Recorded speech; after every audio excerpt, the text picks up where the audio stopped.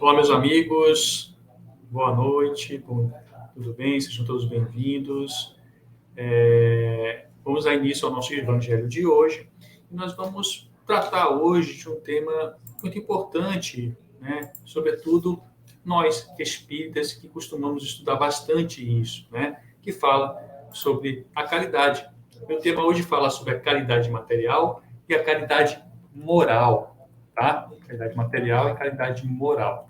Esse tema está descrito no oito, capítulo 8. Não saiba a vossa mão esquerda o que dê a vossa mão direita. Instruções dos Espíritos. Nós vamos estudar o item de 9 a 10, ok? Mas antes de nós darmos início ao nosso estudo, antes de nós começarmos a realmente estudar o tema de hoje, começarmos a aprofundar, é fundamental que nós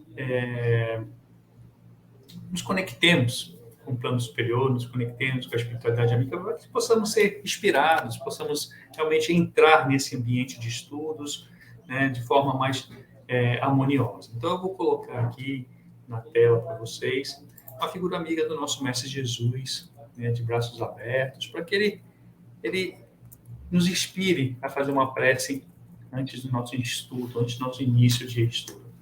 Então, vamos lá, meus amigos, pediria a todos vocês nesse momento que fechassem os olhos um pouquinho, que acalmassem os seus corações, que entrassem nesse ambiente de paz, de amor, de compreensão que a figura do Mestre Jesus nos inspira. E que possamos, Pai amado, com o seu amor, com a sua paz e com inspiração do plano superior, absorver os ensinamentos de hoje, mais do que isso, colocarmos efetivamente em prática em nossas vidas e em aqueles que nos cercam. Que possamos ser instrumentos de luz na vida de todos aqueles que necessitam. Que assim seja. Obrigado por todo o apoio.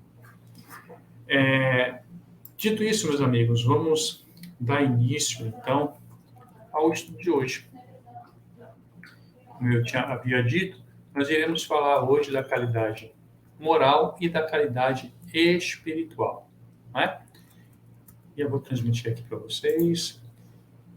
Vamos lá. Caridade material e da caridade moral. Ok? Item 9 e item 10. E ele inicia da seguinte forma.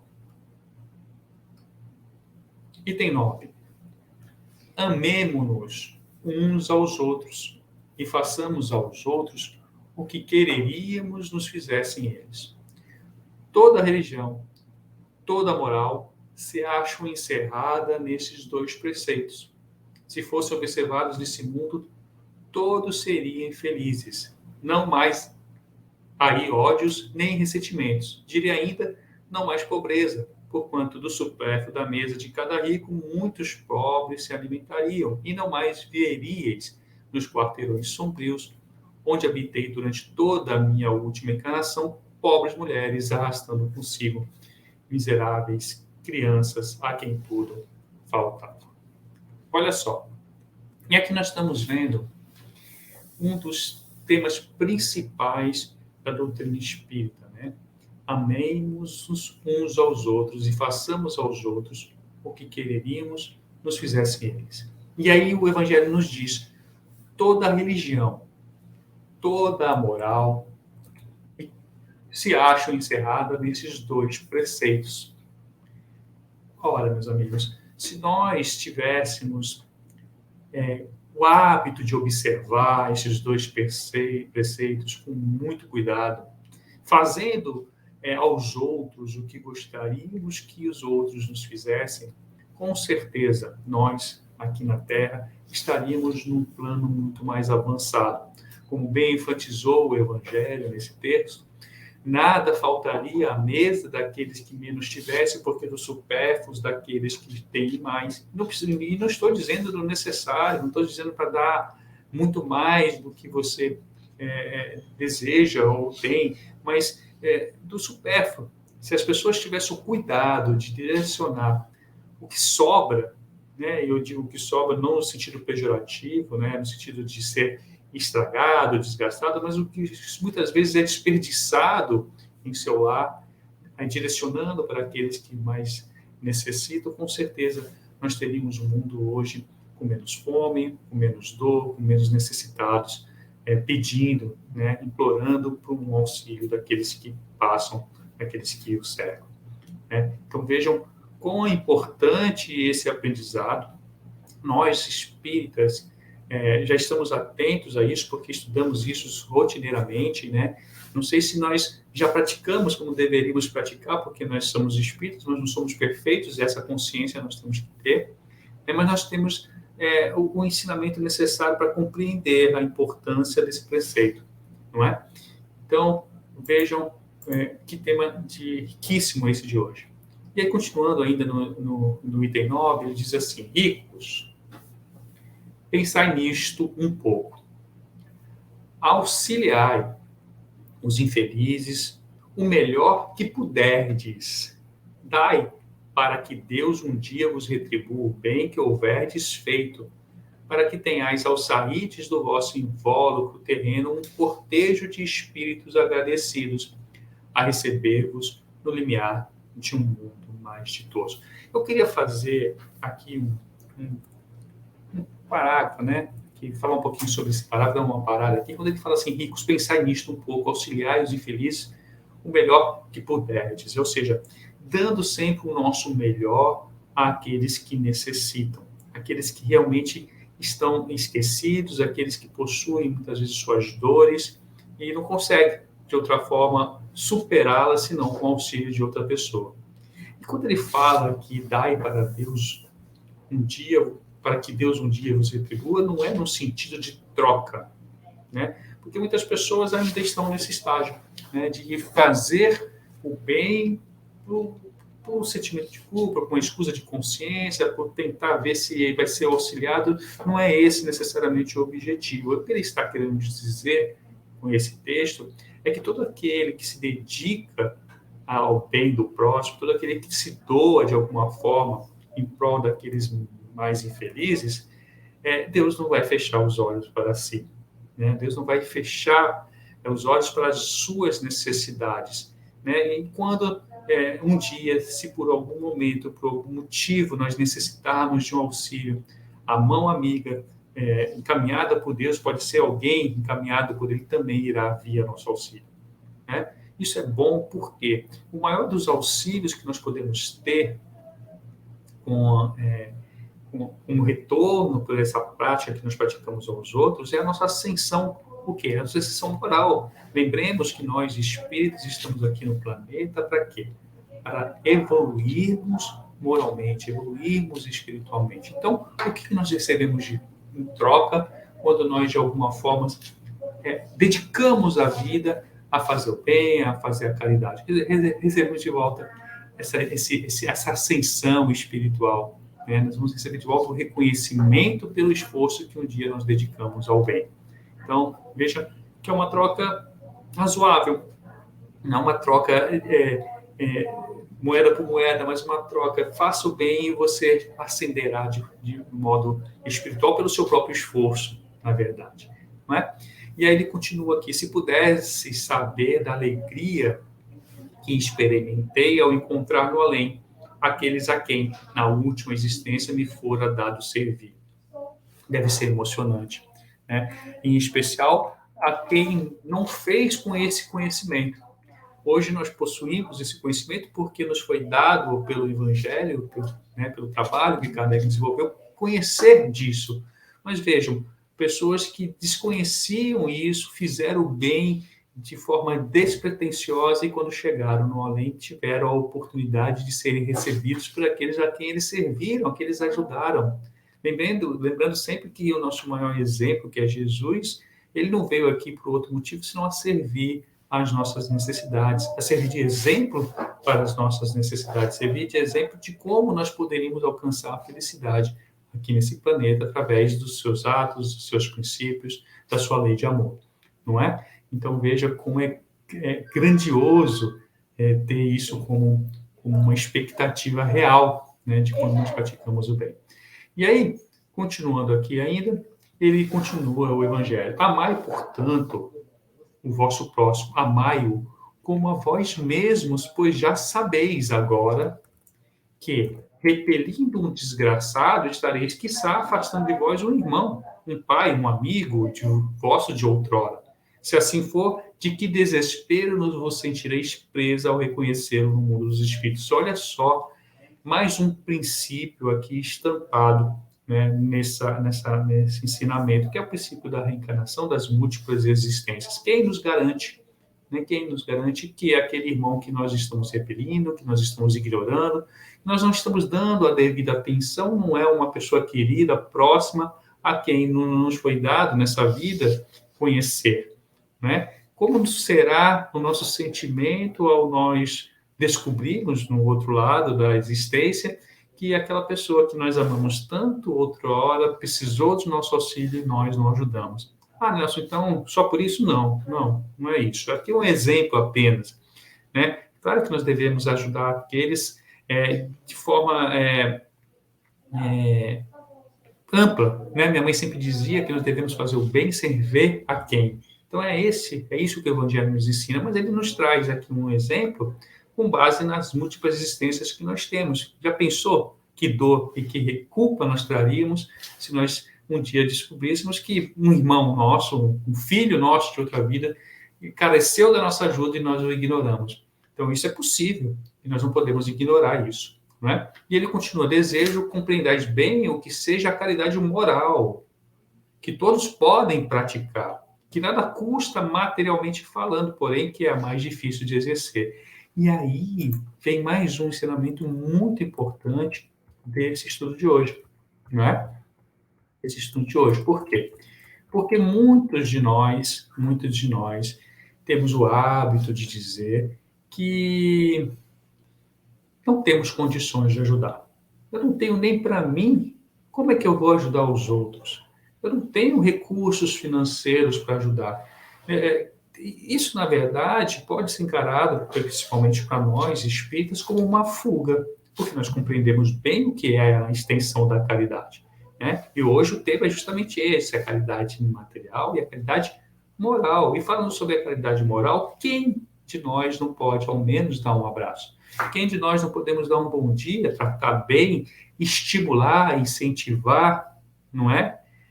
Ouvir as dores, ouvir o que as pessoas têm a dizer. Muitas vezes elas só precisam ser ouvidas, elas precisam desabafar, não é? Isso é caridade moral. Caridade moral também é você fazer o bem de forma material sem humilhar, sem de ostentar, sem de denegrir aquela pessoa, porque não adianta de nada.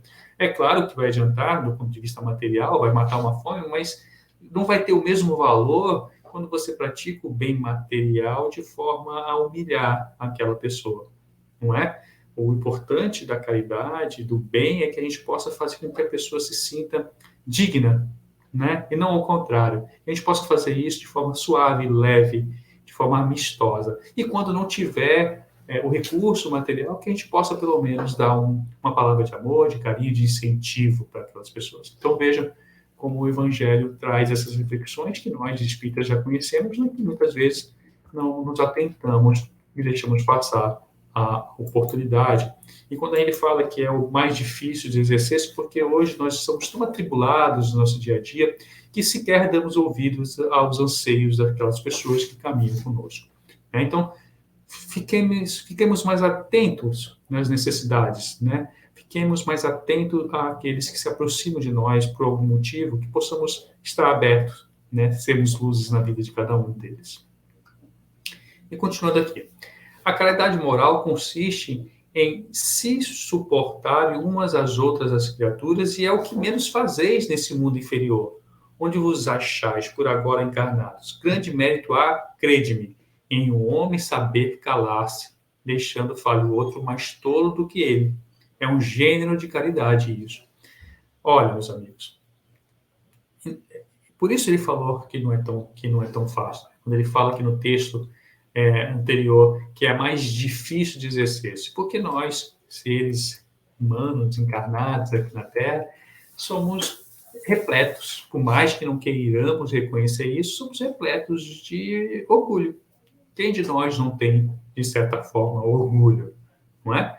Então, vejam, todos nós que possuímos o orgulho não gostamos de ser contrariado, e na menor contrariedade, muitas vezes, nos cedemos a qualquer tipo de briga, de trocas de ideias mais ásperas, de ofensas, não aceitamos, não é? E às vezes o calar-se, nesse ponto de vista, falando desse ponto de vista, seria uma forma de caridade moral, porque nós estaríamos mostrando àquela pessoa, como diz o Evangelho, o outro lado da moeda, a outra face, né? Mostrando uma outra forma de agir. Então veja que isso exige de nós, primeiro, a conscientização dessa necessidade. Mais do que isso, exige de nós o exercício constante disso, todas as vezes que formos colocados nesse tipo de situação, até que um dia isso se torne para nós algo natural, que se faça sem a necessidade de pensar, de refletir sobre isso. Então, é difícil sim, mas não é impossível. E é isso que o Evangelho nos chama a fazer, ok? Continua, saber ser surdo quando uma palavra zombeteira se escapa de uma boca habituada a escarnear. Não vê o sorriso de desdém com que vos recebem pessoas que muitas vezes erradamente se supõem acima de vós, quando na vida espírita, única real, estão não raro muito abaixo, constitui em si um merecimento, não do ponto de vista da humildade, mas do da caridade, porquanto não dá atenção ao mal proceder de outro, é caridade moral. Olha só, né? Que forma bonita de caridade, né? Você poder compreender, diria assim, acho uma palavra boa para se dizer em relação a isso, compreender o estágio evolutivo que cada um de nós está. Vejam, todos nós somos imperfeitos, fato, somos encarnados aqui na Terra, não somos perfeitos, somos imperfeitos. Mas mesmo dentro dessa imperfeição que a humanidade se encontra, existem pessoas em graus diferentes. Hoje você pode não mais praticar esse tipo de atitude, como falar palavras obeteiras, ficar escarneando de outras pessoas, ficar desdenhando de outras pessoas, mas outra hora já pode ter feito. Hoje você já ultrapassou esse limite, e se você já ultrapassou disso, com certeza essa pessoa que hoje ainda o faz, também irá ultrapassar. E essa compreensão nossa é, de alguma forma, a qualidade moral, principalmente quando nós mostramos como mudar, quando nós damos mostramos uma outra forma de agir e que faz com que a pessoa reflita com certeza sobre isso, como um dia já fizeram conosco. E ainda continuando aqui, em relação à caridade ainda moral, essa caridade, no entanto, não deve obstar a outra, ou seja, uma independe da outra. Né? Uma independe da outra. Tende, porém, cuidado, principalmente, em não tratar com desprezo o vosso semelhante. Lembrai-vos de tudo o que já vos tenho dito. Tente presente sempre que, repelido um pobre, talvez repelais um espírito que vos foi caro, e que no momento se encontra em posição inferior à vossa. Encontrei aqui um dos pobres da terra, a quem, por felicidade, eu puder auxiliar algumas vezes, e ao qual, ao meu turno, tenho agora que implorar auxílio. Por que implorar auxílio? Porque no momento que ele estava encarnado na Terra, que passou por diversas dificuldades materiais, ele, por bem passar por essas dificuldades materiais, ele ascendeu de forma abrupta espiritualmente. Quando lá no plano espiritual chegou, ele já chegou numa ascensão espiritual muito grande por ter suportado bem as provas terrenas. E aí, esse espírito que relata isso, embora tenha sido um bom espírito, ele estava de forma hierarquicamente, diríamos assim, inferior a ele no plano espiritual. E para ele implorava o auxílio para que pudesse ascender também. Então veja como é uma mão ajudando a outra, como enquanto irmãos que somos perante Deus, nós estamos sempre nesse compromisso de nos ajudarmos mutuamente, não é? Continuando, meus amigos. Lembrai-vos de que Jesus disse que todos somos irmãos. E pensai sempre nisso antes de repelir o leproso ou o mendigo. Ateus, pensai nos que sofrem e orai. Irmã Rosália, Paris, 1860. Linda mensagem, de muita humildade, trazendo grandes reflexões. Isso é o item 9 do nosso estudo de hoje, nós vamos agora entrar no item 10, e que faz com que a gente possa, refletindo sobre isso, tentar modificar muitas das nossas atitudes. Eu tenho certeza que se nós olharmos com muito carinho, nós temos muito que mudar as nossas atitudes no nosso dia a dia. Né? A caridade moral, ela nos é oportunizada a todos os momentos das nossas vidas, desde a entrada de um elevador, desde um contato com alguém que você encontra no meio da rua, pessoas com quem você vai interagir no seu dia a dia, são oportunidades diárias que nos são dadas de praticar essa caridade moral. Pessoas difíceis, né? Com quem nós somos obrigados a conviver, que muitas vezes nós reclamamos, são instrumentos para a nossa evolução, que nós possamos compreender isso e mudar o que precisa ser mudado para podermos praticar essa caridade dita no estudo de hoje. Entrando então agora no item 10, ele diz o seguinte: meus amigos, há muito dentre vós tem ouvido dizer, como hei de fazer caridade, se a miúde nem mesmo do necessário dispõe? Aquilo que eu falei há pouco. Né? Muitos de nós ainda, bem mesmo dentro do nosso círculo de pessoas que já estudam o Evangelho, ainda temos o hábito de dizer que não temos o que fazer. Muitas vezes até botamos dificuldades para trabalhar no bem, por acharmos que não estamos prontos para isso. Então, sempre nós temos uma certa resistência a isso. Por quê? Porque dar esse passo é difícil, porque quando nós damos esse passo, é um passo sem volta. Nós temos que caminhar. E caminhar é árduo, mudar é árduo, evoluir é árduo, dói. Dói por quê? Porque nós somos obrigados a nos enxergar como nós verdadeiramente somos, reconhecer que estamos errados e precisamos mudar, porque senão nós estaremos sendo hipócritas. Né? Então, mudar dói. Então, a gente foge desse confronto diariamente. Né? Porque a gente...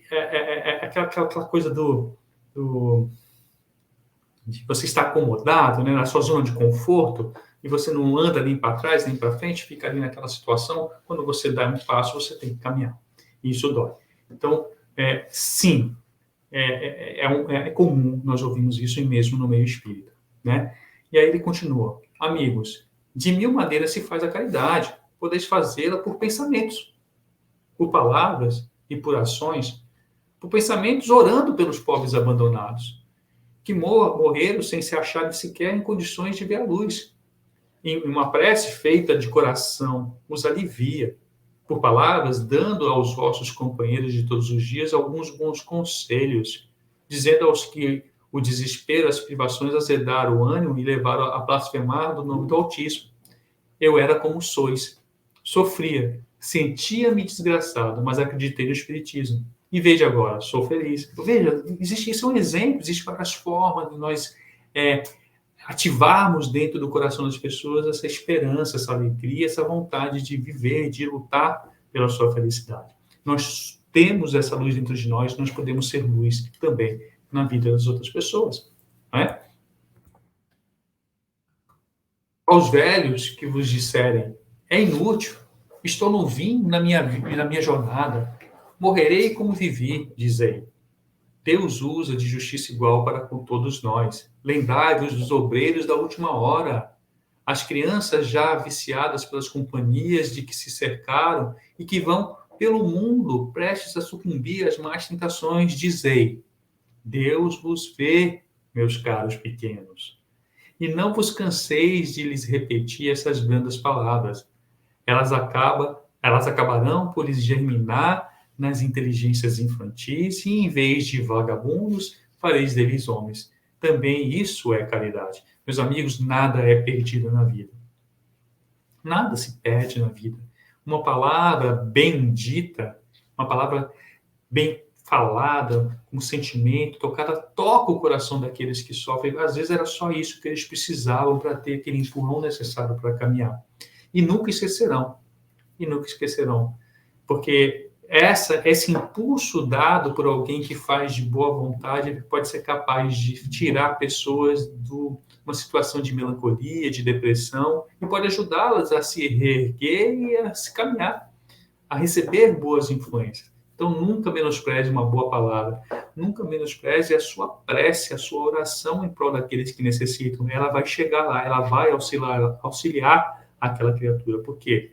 Porque Deus está em todos nós, está em todos os lugares, e as nossas preces bem faladas e bem ditas vão alcançar aqueles corações, não é? E continuando. Dize outro dentre vós, ora, somos tão numerosos na terra que Deus não nos pode ver a todos.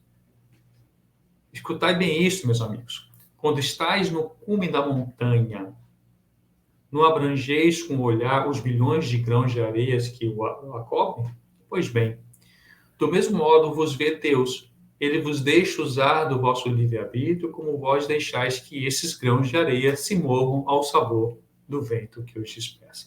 Então, quanto mais alto nós nos colocamos, quanto mais alto nós nos elevamos, mais amplitude de visão nós temos. Deus, que tudo sabe, não seria diferente. Ele conhece o coração de cada um de nós. Ele conhece todas as nossas necessidades, né? Então, ele sabe aquilo que tem dentro dos nossos corações, o que somos capazes de fazer, tanto para o bem quanto para o mal. E somos filhos dele, e ele nos conhece e vai nos dar oportunidades todos os dias e sempre, respeitando o nosso livre-arbítrio, não é? Apenas Deus, em sua misericórdia infinita, vos pôs no fundo do coração uma sentinela vigilante que se chama consciência. A consciência. Essa é a grande cobradora dos nossos erros, não é?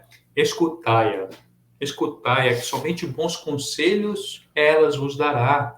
Às vezes conseguis entorpecê-la, opondo-lhe um espírito do mal. Ela então se cala, mas ficais certos de que a pobre escorraçada se fará ouvir, logo que lhe deixar de aperceber-se da sombra do remorso. Ouvi-a, interrogai-a, e com frequência vos achareis consolados com o conselho que dela houverdes recebido. Nossa consciência está ligada a Deus. Nós temos dentro dos nossos corações a lei de Deus impregnada em todos nós. Nós temos essa consciência. Muitas vezes não praticamos, porque ainda somos, como disse, muito egoístas, somos muito orgulhosos, temos nossos interesses pessoais se sobrepondo a essas leis, mas a nossa consciência em algum momento chama. A nossa consciência em algum momento nos cobra, sendo ela o nosso maior cobrador. Então, vamos ouvi-la, vamos refletir o que ela tem para nos dizer e vamos tentar arduamente mudar aquilo que precisa ser mudado. Meus amigos, a cada regimento novo, o general entrega um estandarte. Eu vos dou por divisa esta máxima do Cristo: amai-vos uns aos outros. Observai esse preceito. Reuni-vos todos em torno dessa bandeira e tereis ventura e consolação. Um espírito protetor, Leão, 1860. Meus amigos, olha que ensinamento maravilhoso, não é? E vejam que o grande obstáculo aqui para cumprir tudo isso é amar. É ter a condição de amar a todos indistintamente. Compreender verdadeiramente que todos nós somos irmãos, apesar das nossas diferenças, apesar das nossas divergências, apesar de muitas vezes das nossas contrariedades. Então, compreender isso, entender verdadeiramente que somos irmãos e que voltaremos um dia para o mesmo seio, né, para o mesmo local, e que pessoas que hoje nos circundam vão muitas vezes conviver conosco eternamente, isso facilita, isso nos ajuda a ter forças para mudar. Então, que possamos compreender, meus amigos, que nós somos imperfeitos, que temos muito a crescer, que se já alcançamos um patamar de compreensão, outros um dia também chegarão lá e que muitas vezes chegarão mais rápido com o nosso auxílio. E esse amor que Jesus veio nos ensinar, foi dessa forma que Jesus tentou nos mostrar o caminho da salvação. Então, que possamos compreender essa verdadeira necessidade de amar indistintamente a todos nós, uns aos outros. Com certeza haverá, quando isso chegar, muito menos pobreza, muito menos dores e muito menos desilusão. Que Deus nos ampare sempre nisso. E assim eu encerro, mais uma vez, com a figura amiga do Mestre Jesus, na nossa tela, agradecendo mais uma vez essa oportunidade bendita de estarmos aqui, Pai querido, para que possamos, com o seu amor, com a sua paz, aprender a nos amar, aprender a nos perdoar, aprender mutuamente a nos auxiliar para que possamos caminhar de mãos dadas em direção a Ti. É fundamental, Pai querido, que possamos ter esses ensinamentos em nossas vidas, que possamos amar o próximo e o distante, fisicamente, que possamos compreendê-los todos como irmãos e aproveitar cada oportunidade que o Senhor nos oferece para a prática do bem. Abençoa a todos nós, abençoa os nossos familiares, abençoa a todos hoje, Pai querido, que necessitam de Ti, que as nossas preces possam alcançar cada coração que hoje sofre. Fica conosco hoje e sempre, que assim seja. Que assim seja, então, meus amigos, obrigado pela oportunidade, que possamos caminhar juntos aí durante um bom tempo. Que assim seja.